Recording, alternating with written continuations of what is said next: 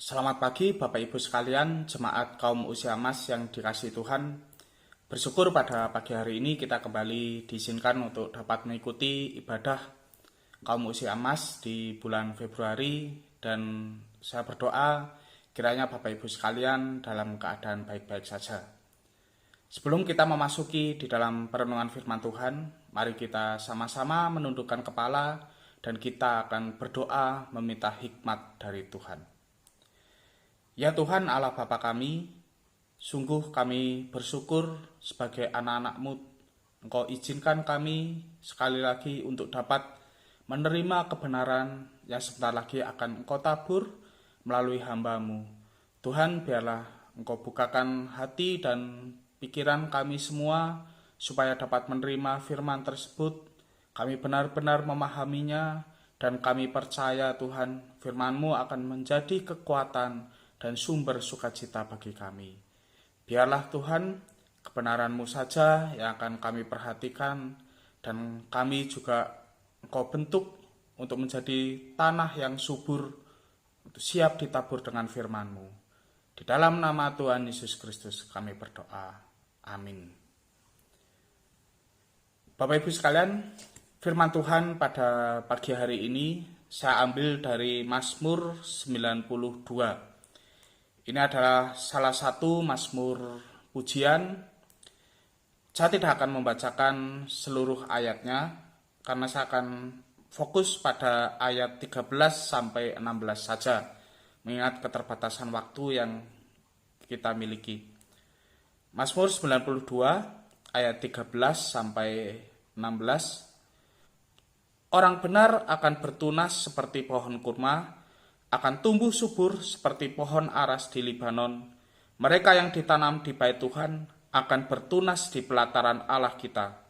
Pada masa tua pun mereka masih berbuah, menjadi gemuk dan segar, untuk memberitakan bahwa Tuhan itu benar, bahwa Ia gunung batuku dan tidak ada kecurangan padanya. Bapak Ibu sekalian, ketika kita membayangkan mungkin dulu pada waktu kita masih muda, sebenarnya masa tua seperti apakah yang kita inginkan? Masa tua seperti apakah yang kita impikan untuk kita jalani? Mungkin kita memimpikan bahwa masa tua kita itu akan dijalani dengan penuh sukacita. Tubuh yang sehat, umur yang panjang, anak cucu yang ada di samping kita, dan sebagainya. Tetapi kenyataannya, tidak jarang banyak para lansia, kaum lanjut usia, yang di gereja kita disebut dengan usia emas, itu justru menjalani masa tua tidak seperti apa yang mereka harapkan. Mereka sering uring-uringan, mereka bahkan depresi. Menurut salah satu penelitian, banyak para lansia yang depresi. Mengapa? Karena mengalami perubahan hidup yang drastis. Yang tadinya bekerja keras, sekarang fisik sudah mulai sakit-sakitan. Gerak sudah mulai terhambat. Dan kemudian yang tadinya ramai, ada keluarga, ada istri di samping, ada pekerjaan, sekarang mengalami kesepian. Pekerjaan sudah tidak ada, mungkin juga pasangan sudah tidak ada, anak-anak di luar kota semua, ketemu hanya setahun sekali, apalagi sekarang masa pandemi, kesepian itu semakin melanda di dalam kehidupan beberapa lansia. Atau juga ditinggalkan oleh orang-orang yang disayangi, bisa keluarga, bisa juga teman dekat. Nah, mereka tidak mengalami masa tua yang bahagia, yang penuh sukacita, tetapi justru masa tua yang murung. Maka dari itu, penting sekali sebenarnya bagi kita untuk memperhatikan bagaimana cara kita menapaki usia. Kalau kita memperhatikan di dalam kitab-kitab hikmat, salah satunya ada di dalam kitab Mazmur, itu ada sebuah tema yang cukup menarik, yaitu tema tentang masa tua. menapaki masa tua dengan benar, beranjak tua dengan benar. Bagaimana caranya? Jika kita meneliti kitab Mazmur, kita mempelajari Mazmur 1 sampai Mazmur 150, maka di dalamnya kita akan sering menemukan tema yang berulang, yaitu jalan hidup orang benar dan jalan hidup orang fasik. Di dunia ini kita menghadapi dua pilihan tersebut. Mau menapaki jalan hidup orang benar, orang yang takut akan Tuhan dan berusaha untuk hidup menuruti perintah Tuhan, atau mau menapaki jalan orang fasik, orang yang tidak takut akan Tuhan. Mereka bahkan tidak mau mengenal Tuhan dan hidup sembarangan, menuruti hawa nafsunya. Kalau kita melihat dunia di sekeliling kita pun demikian, bukan? Ada orang-orang yang hidup saleh, tetapi ada orang-orang yang hidup sembarangan.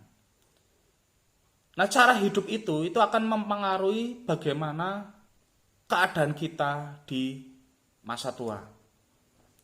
Seorang pengkhotbah yang bernama D.L. Moody itu pernah mengatakan bahwa persiapan untuk masa tua itu sebenarnya harus dilakukan sejak masa remaja. Jika seseorang terbiasa untuk menghabiskan hidup tanpa tujuan hingga usia 65, maka jangan harap pada masa usia pensiun mereka tiba-tiba dapat mengalami kehidupan yang bermakna. Nah, manakah yang kita pilih? Mau menapaki jalan hidup orang benar atau jalan hidup orang fasik? Saya akan mengajak kita untuk memperhatikan apa sih yang membedakan jalan hidup keduanya. Orang fasik itu bisa terlihat lebih beruntung dibanding orang benar. Bisa terlihat lebih kaya dan keluarganya lebih mapan dibanding orang benar. Tetapi Mazmur 92 menegaskan bahwa mereka itu sebenarnya menapaki kebinasaan. Hari demi hari mereka lewati, mereka semakin dekat menuju kebinasaan. Kalau Bapak Ibu membaca di dalam Mazmur 92, ini kontras antara jalan orang fasik dengan jalan orang benar. Di situ dikatakan bahwa orang-orang fasik pun bisa bertunas. Mereka bisa mengalami keadaan yang enak, hidup yang kelihatan sukses. Bahkan mungkin lebih sukses dibanding orang benar. Tetapi sebenarnya kesuksesan mereka itu fana. Kalau di dalam Yakobus 4 ayat 14 itu dikatakan bahwa hidup itu seperti uap yang sebentar saja kelihatan lalu lenyap. Nah, itulah jalan hidup orang fasik. Mereka berusaha mengumpulkan sebanyak-banyaknya di dunia ini, tanpa mereka sadari bahwa hidup sebenarnya fana. Suatu saat itu akan berhenti. Minggu lalu saya baru melayani pemakaman, dan pada hari yang sama itu ada 2 orang yang dipanggil Tuhan dari cabang Sukun. Siapa yang tahu usia kita itu sampai berapa? Tetapi yang pasti, setiap kita itu akan mengalami kematian. Dan waktu kematian itu datang kepada kita, maka kita itu akan meninggalkan seluruh isi dunia ini. Apapun yang pernah kita dapatkan di dalam dunia ini, itu akan ditinggalkan. Jadi kalau kita terbiasa menikmati hal-hal terbaik di dalam dunia ini, ketika kita dipanggil Tuhan mengalami kematian, maka kita harus meninggalkan itu semua. Jadi orang fasik suatu saat pasti akan kehilangan hal terbaik yang mampu mereka dapatkan di dunia ini. Yang terbaik akan ditinggalkan, dan mereka karena tidak percaya kepada Tuhan akan mendapatkan hal yang jauh lebih buruk di dalam kebinasaan. Sebaliknya, Bapak Ibu sekalian, orang benar itu digambarkan seperti pohon aras di Libanon, tumbuh subur. Pohon ini adalah pohon yang paling perkasa di dalam Alkitab. Kalau kita melihat pohon ini itu bisa tumbuh menjulang tinggi sampai 40 meter dan kemudian bisa tumbuh subur bahkan di atas 1000 tahun. Pohon yang luar biasa. Sebagaimana pohon aras di Libanon yang tahan terhadap berbagai gempuran cuaca, mau panas, mau dingin, hujan lebat, panas terik, kekeringan, pohon ini tetap kokoh berdiri. Demikian pula pemazmur menggambarkan bahwa orang benar pun akan demikian. Orang benar akan kokoh bertahan menghadapi berbagai gempuran kehidupan sampai masa tuanya. Mengapa bisa demikian, Bapak Ibu sekalian? Pemazmur menggambarkan kalau di dalam ayat yang ke-14, mereka yang ditanam di bait Tuhan. Artinya, orang benar itu akan merasakan hadirat Tuhan di dalam hidupnya. Karena dia selalu berelasi dengan Tuhan, maka hadirat Tuhan itu betul-betul melingkupi hidupnya. Dia betul-betul merasakan Tuhan di dalam hidupnya. Orang yang seperti itu tentu tidak akan takut menghadapi permasalahan hidup apapun di dalam dunia ini. Kalau di dalam Mazmur 92, orang-orang fasik berusaha terus melakukan kejahatan dan melawan orang benar, menjadi musuh orang benar. Tetapi itu semua tidak menggentarkan hati orang benar. Dia tetap kokoh berdiri. Apapun tantangan yang dihadapi dan cemoohan, ancaman, aniaya yang diderita, itu tidak akan menggoyahkan hidupnya. Karena dia tahu siapa yang pegang kendali di dalam hidupnya. Bahkan orang benar juga akan terus menapaki usia dengan keyakinan.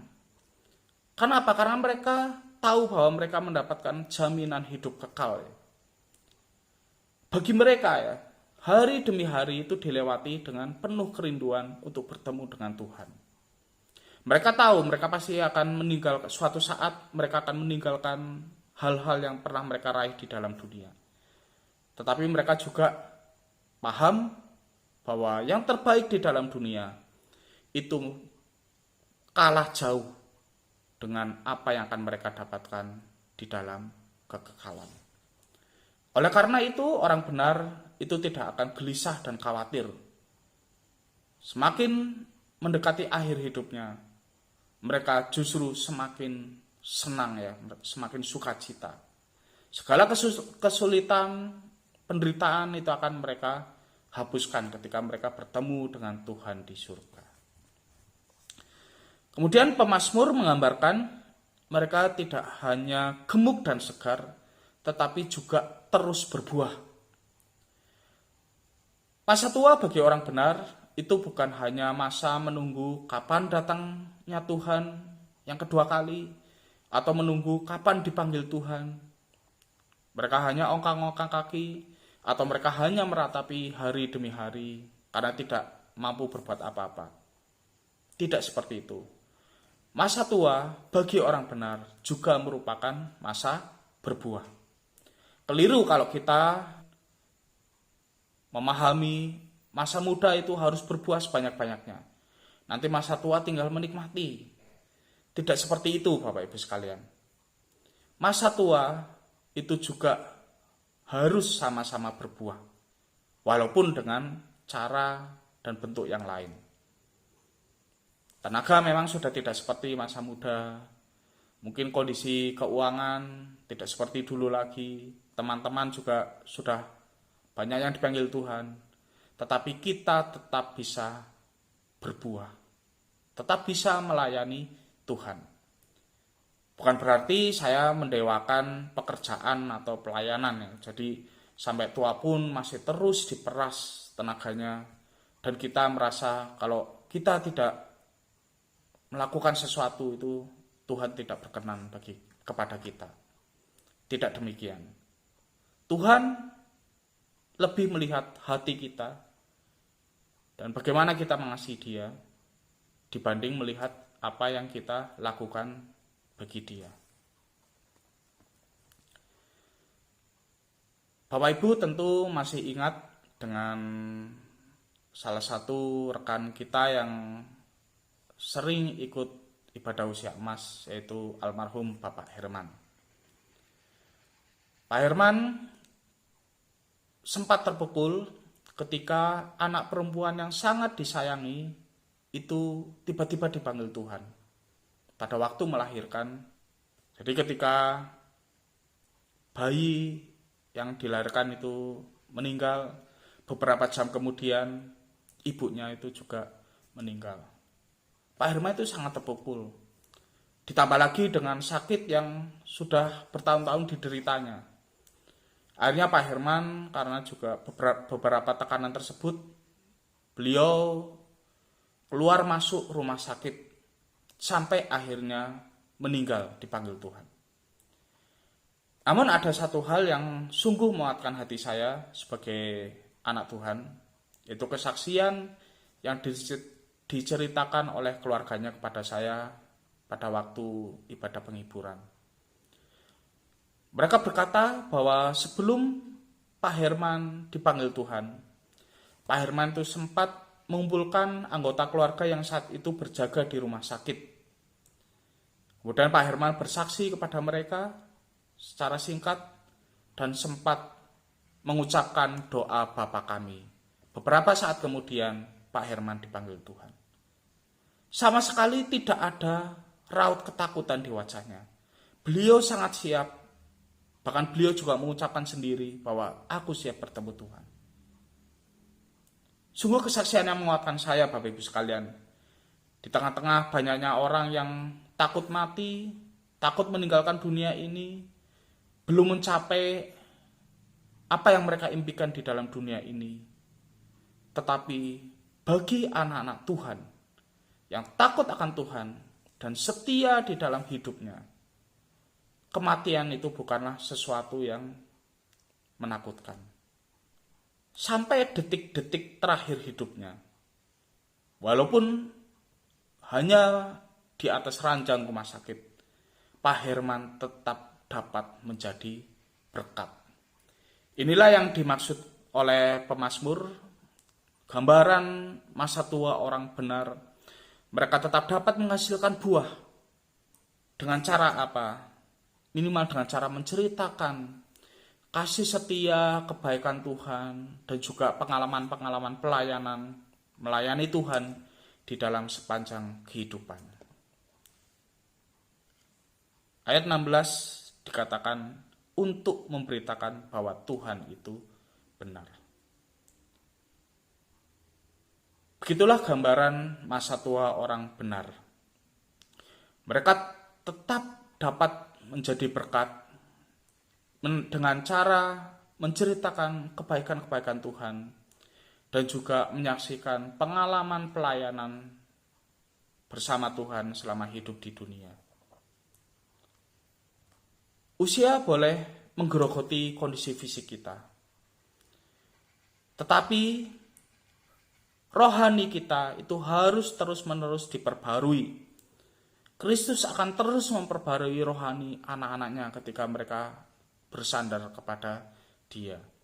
Di dalam 2 Korintus 4 ayat 16 dikatakan demikian.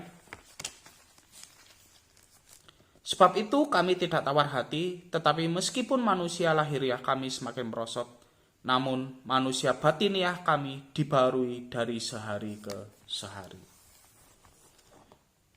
Inilah yang terjadi dengan orang yang dibenarkan di dalam Tuhan, orang benar. Seperti Paulus, kita juga dapat mengalami rohani kita terus-menerus diperbarui, walaupun kondisi fisik kita makin menurun.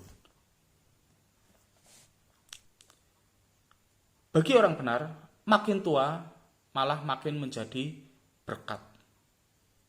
Saya sering bertemu orang-orang yang di masa tuanya mereka kelihatan kokoh secara spiritual.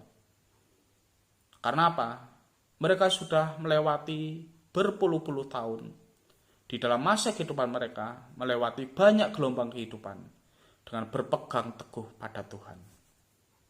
Kesaksian mereka tentu berbeda dengan kesaksian orang-orang yang muda-muda, yang baru belajar untuk berjalan mengiring Tuhan. Dan tidak banyak kegagalan dan juga mungkin tantangan-tantangan hidup yang sudah mereka alami. Itulah salah satu keunggulan orang yang sudah berumur dibanding orang yang masih muda. Jadi jangan patah hati. Walaupun usia boleh tua, tetapi kita harus terus menjadi berkat bagi banyak orang.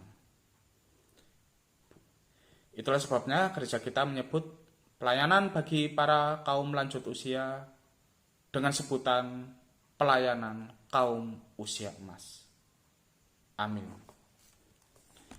Mari kita sama-sama berdoa untuk menutup renungan dan juga ibadah ini, sekaligus juga menerima berkat dari Tuhan. Ya Tuhan, Allah Bapa kami, terima kasih Engkau telah memberkati kami dengan firman Tuhan di dalam Mazmur 92 ayat 13-16. Kami percaya Tuhan, ketika kami terus berjalan mengiring Engkau dan kami terus menjaga relasi dengan Engkau, maka kami juga akan terus Engkau berikan kekuatan. Tuhan, biarlah Engkau berkati satu persatu Bapak dan juga Ibu yang tergabung di pelayanan usia emas ini. Sekiranya di antara mereka ada yang sedang menghadapi pergumulan dengan masalah kesehatan, kesepian, depresi, dan berbagai problem kehidupan yang lain, kiranya Engkau yang memberikan mereka kekuatan dan penghiburan. Tuhan, kami juga mendoakan supaya pelayanan ini terus dapat Engkau pimpin, Engkau sertai sampai kapanpun Tuhan, dan dapat menjadi berkat bagi banyak orang. Hiburkanlah kami Tuhan, dan perbaruilah hati kami senantiasa dengan kebenaran yang berasal dari Engkau saja.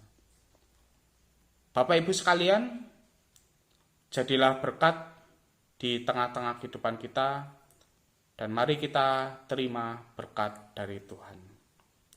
Kiranya kasih karunia dan damai sejahtera dari Allah Bapa kita dan dari Tuhan Yesus Kristus, serta persekutuan dengan Roh Kudus, turun menyertai Bapak Ibu sekalian, mulai saat ini sampai Kristus datang kedua kalinya. Amin. Tuhan memberkati. Sampai jumpa di dalam ibadah kaum usia emas berikutnya.